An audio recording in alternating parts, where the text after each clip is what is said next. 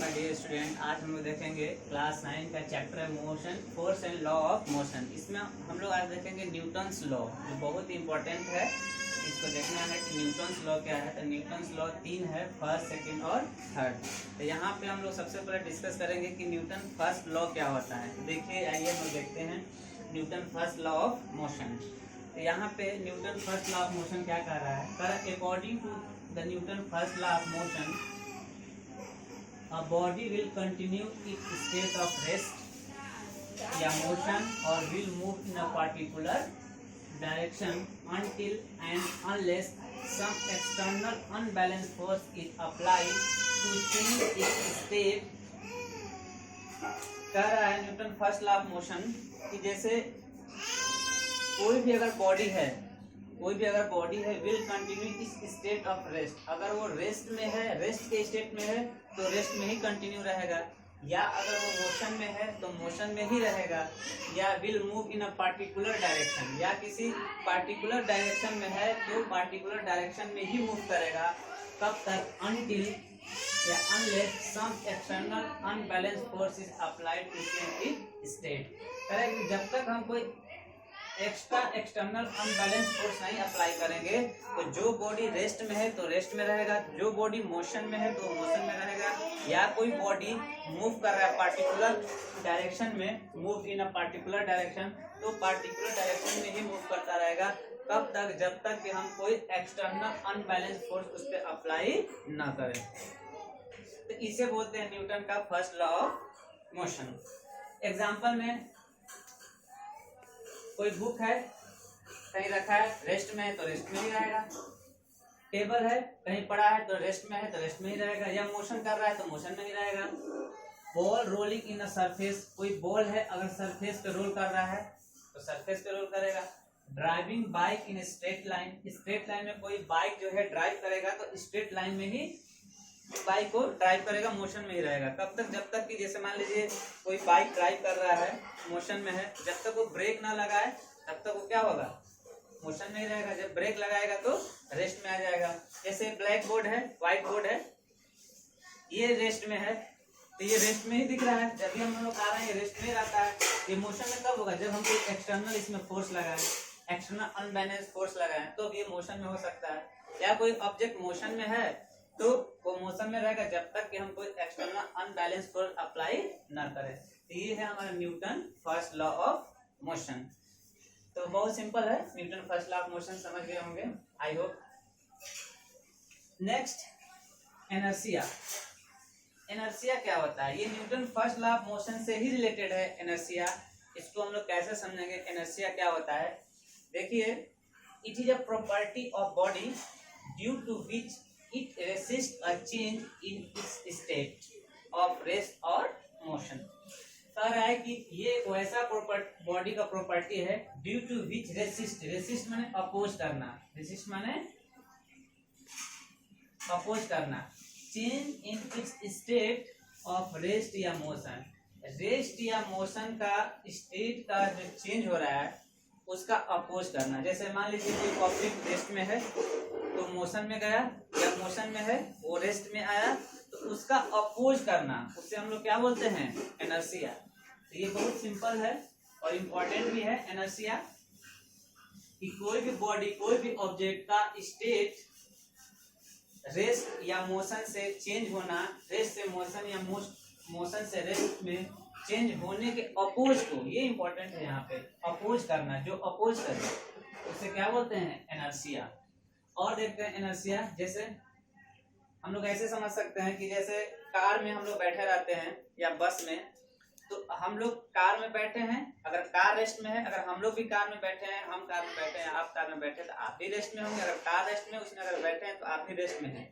मान लीजिए कार को आपने स्टार्ट किया, या कार पे ड्राइवर बैठा है, ड्राइवर कार को स्टार्ट किया, आप पीछे बैठे हो, लेकिन कभी देखते हैं अचानक झटका आता है कि रेस्ट इज डायरेक्ट। अगर कार स्टार्ट होता है तेजी से तो हम लोग कहाँ जाते हैं? बैकवर्ड की तरफ। यही कह रहा है कि we move backward when car start. या बस में कभी बैठे रहते हैं, बस अचानक स्टार्ट होती है तो आदमी क्या होता है? पर्सन पीछे की तरफ, बैकवर्ड की तरफ झुक जाता है। इसका रीजन क्यों है? क्या है? हम लोग रेस्ट में रहते हैं और वो डायरेक्ट क्या होता है, मोशन में जाने की कोशिश करता है। रेस्ट से अचानक मोशन में जाना तो हम लोग क्या करते हैं, उसका अपोज करते हैं, ये इनर्शिया है। ये इसका एग्जांपल है। या कोई कार में बैठे हैं, कार मूव कर रही है, अचानक हम लोग ब्रेक लगाते हैं तो क्या होता है, हम लोग फॉरवर्ड हो जाते हैं, फॉरवर्ड मूव करते हैं। क्यों फॉरवर्ड मूव करते हैं? इसलिए क्योंकि हम लोग मोशन हो रहा है मूवमेंट की तरफ आगे, ब्रेक लगाएं तो मोशन से रेस्ट में आए तो हम मोशन का क्या करेंगे, रेस्ट अपोज कर रहे हैं तो हम लोग क्या हो जाएंगे, फॉरवर्ड मूव करेंगे। नोट में है एवरी बॉडी सम इनर्शिया, हर बॉडी के पास इनर्शिया होता है। Every body some inertia. जैसे यहाँ पे देखिए, inertia proportional to mass, inertia proportional to mass, मतलब कि मास जो है इनर्शिया के प्रोपोर्शनल है।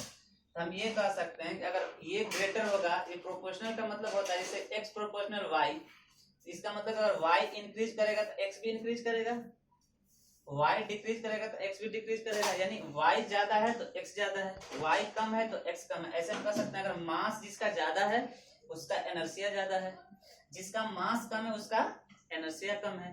तो अगर हम कह सकते हैं कोई ऑब्जेक्ट है जिसका मास है 50 kg, एक ऑब्जेक्ट है जिसका मास है 5 kg, तो किसमें ज्यादा इनर्शिया होगा, जिसका मास ज्यादा होगा। तो इससे ग्रेटर है 50 kg वाला, तो क्या हो जाएगा, इसका इनर्शिया ज्यादा होगा।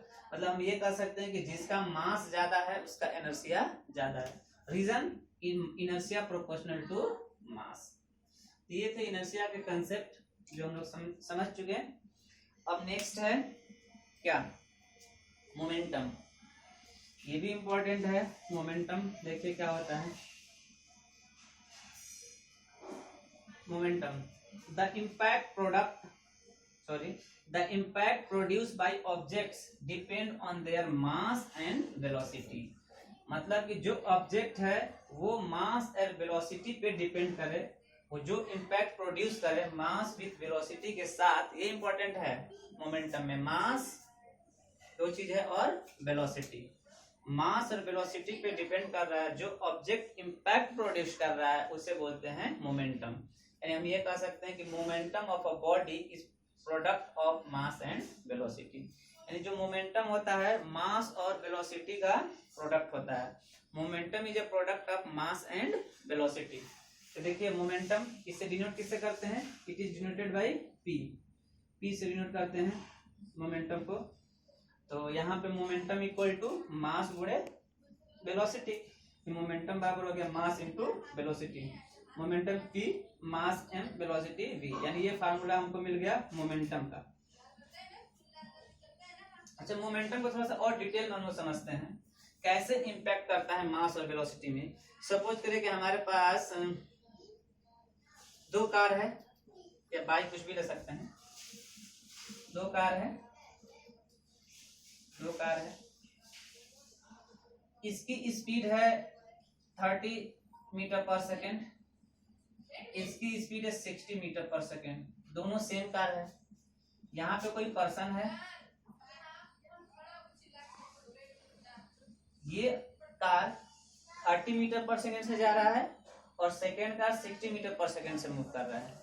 दोनों इम्पैक्ट करते हैं, यहाँ से टकराते हैं इस पर्सन से, तो किस पे ज्यादा इम्पैक्ट करेगा, जाहिर सी बात है इसका वेलोसिटी ज्यादा। कोई कार 60 किलोमीटर पर आवर से जा रहा है किलोमीटर पर आवर में, या कोई कार 20 किलोमीटर पर आवर से मूव कर रहा है, तो 60 किलोमीटर पर आवर से जो पर्सन टकराएगा उसकी हालत क्या होगी, और जो 20 किलोमीटर पर सेकंड से टकराएगा उसकी हालत क्या होगी। मतलब कि ज्यादा इम्पैक्ट करेगा ज्यादा स्पीड वाला। तो ये हम कह सकते हैं कि वेलोसिटी पे क्या कर रहा है, इम्पैक्ट कर रहा है।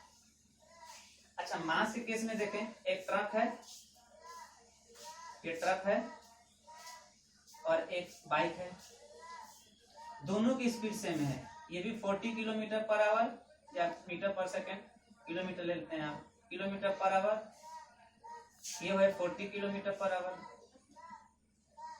दोनों मूव कर रहा है, एक पर्सन से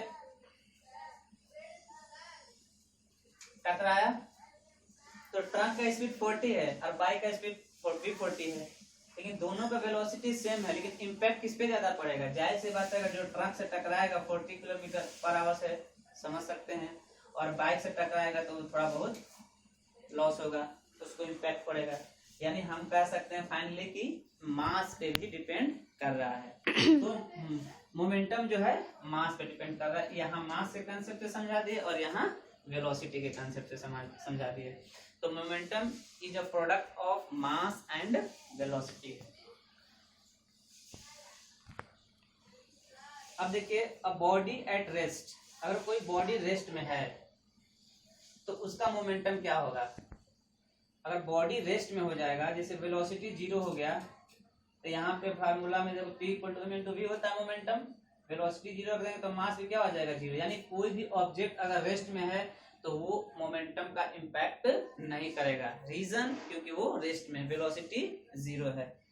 तो यहाँ पे हम ये कह सकते हैं कि बॉडी अगर रेस्ट में हो तो मोमेंटम भी क्या होगा, उसका 0 होगा। अब इसका देखते हैं कौन सी क्वांटिटी है, वेक्टर क्वांटिटी है कि स्केलर क्वांटिटी है। तो मोमेंटम क्या होता है, वेक्टर क्वांटिटी। क्यों, क्योंकि वेलोसिटी है, वेलोसिटी आपका है मीटर पर सेकंड यानी वेक्टर होता है, तो ये भी हमारा क्या हो जाएगा, मोमेंटम वेक्टर क्वांटिटी। अच्छा, एसआई यूनिट क्या होगा मोमेंटम का। तो मोमेंटम का एसआई यूनिट देखिए सिंपल है, मास का क्या होता है यूनिट किलोग्राम, और वेलोसिटी का मीटर पर सेकेंड। तो फाइनली क्या हो जाएगा, किलोग्राम मीटर पर second. This is the unit of momentum. तो ये मोमेंटम का यूनिट है किलोग्राम मीटर पर सेकेंड। तो आई होप ये कंसेप्ट आप लोगों को समझ में आया होगा। Newton first law of motion, inertia, momentum, तीनों अपने आप में इम्पोर्टेंट है और बेसिक कंसेप्ट के साथ मैंने इसको समझा दिया। आई होप आप लोगों को समझ में आ गया होगा। Okay, thank you.